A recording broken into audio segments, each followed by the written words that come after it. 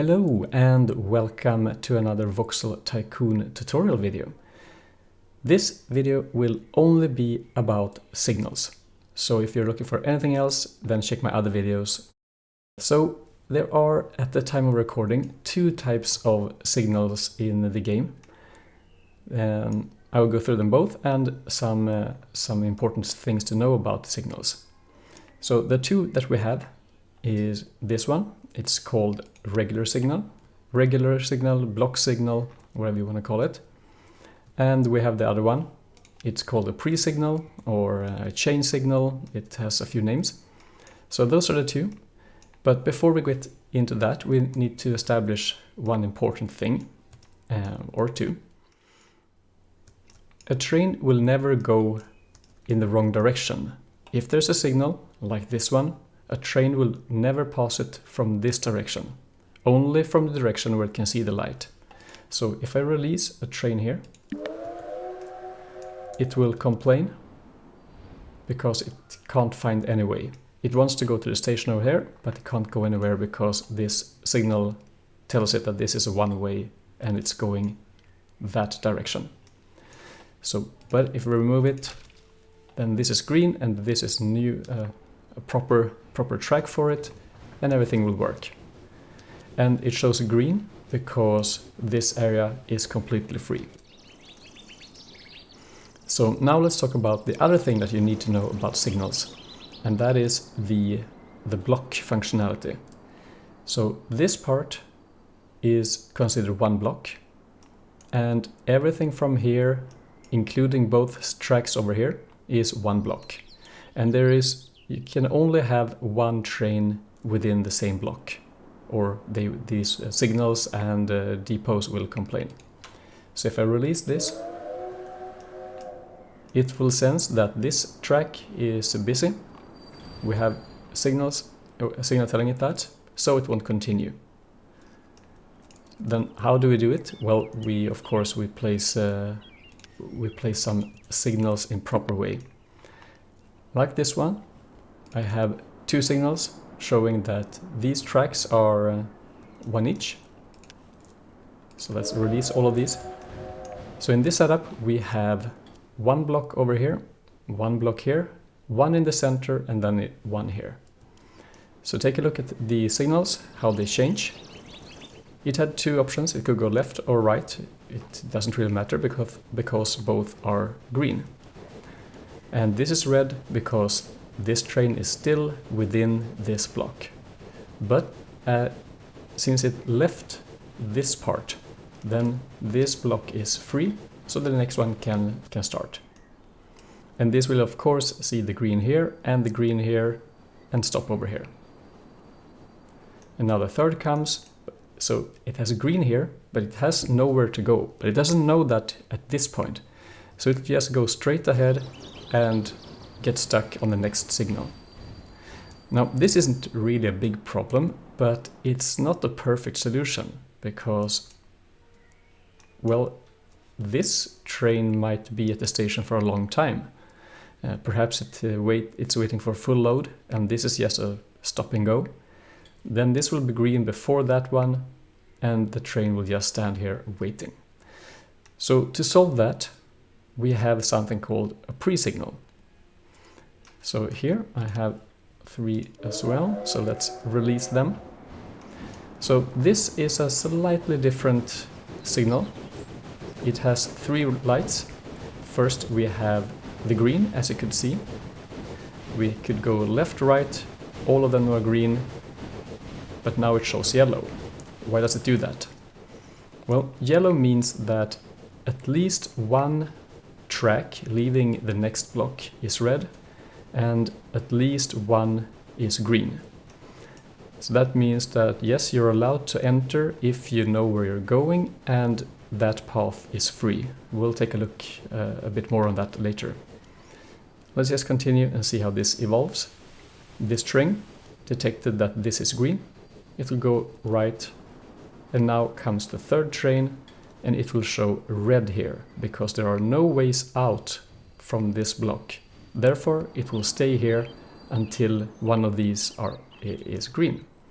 So if I just remove any one of these, sending it to a depot,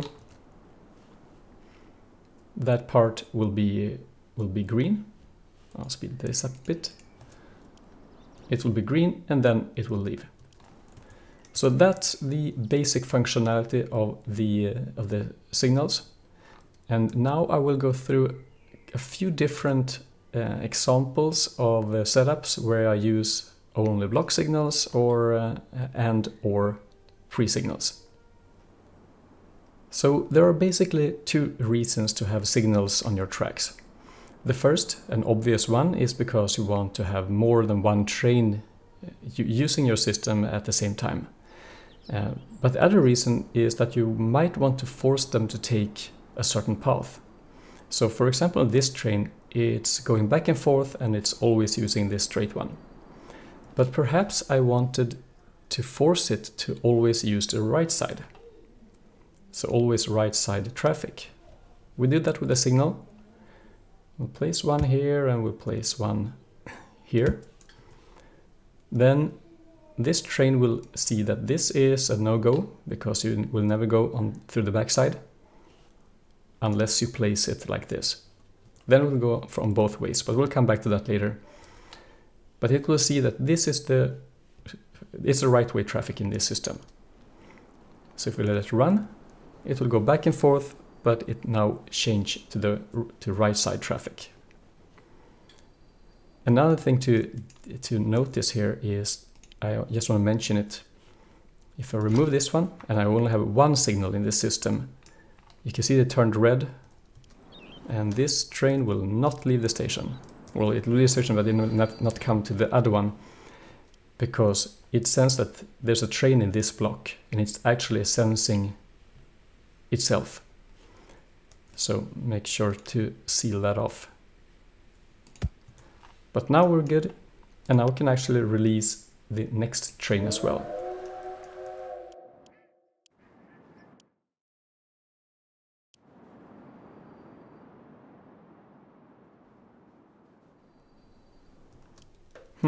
What happened?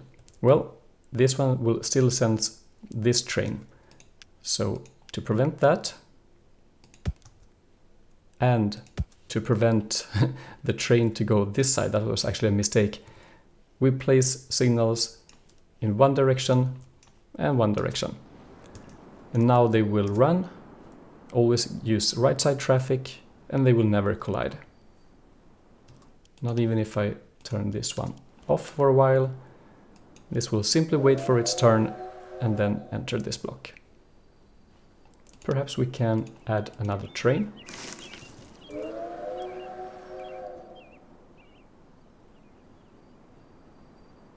Not as efficient, since they will wait all the time, but it works.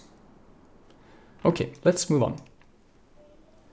So in this example, we have two trains going around and around, and we have one train going between the upper station and the lower station. So, and I'm using only the normal block signals here. And you can see that we have a two-way track here, and this is only one way. Now it shows green both directions, and this will show red because there's a train in here. This will show green because there's no train in here. And here comes the interesting part. This shows green, but this shows red. And this only works because we have one train going to this side. But what if we want one more train to go there? So when the other one comes around to go to this path, this is heading for the upper, and this signal shows green, but this one is red. That means that this train will go over here and stop at this station, or this signal.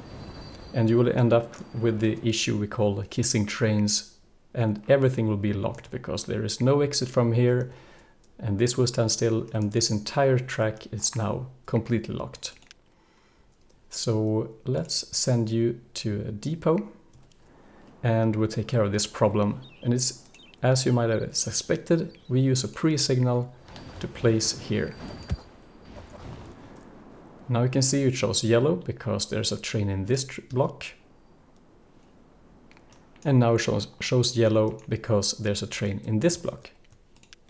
So now if we release this and wait for the next round, when these have cleared out, this will go inside here.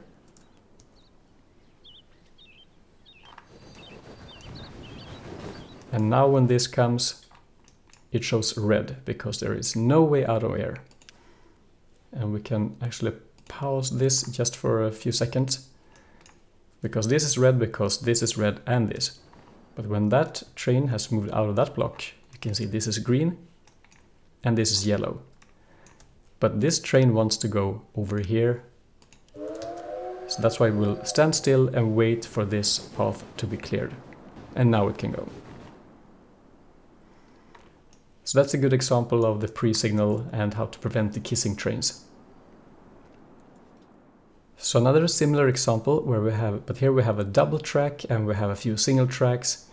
And now we just have one train going to the right side and one to the left side. And this works just perfectly because I have only 2 trains in the system. And I've only used regular signals here. That's not the proper way to do it, because see what happens when if we copy these and release them. So this is red. It's going over here. And this is red because there's a train in here. But this is green.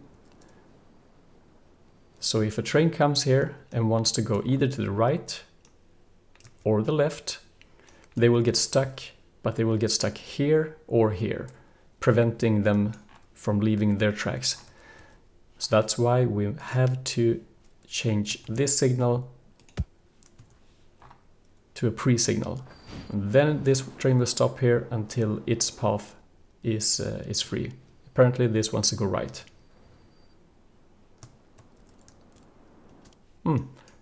We got a deadlock anyway. That's easy to fix because this is occupied.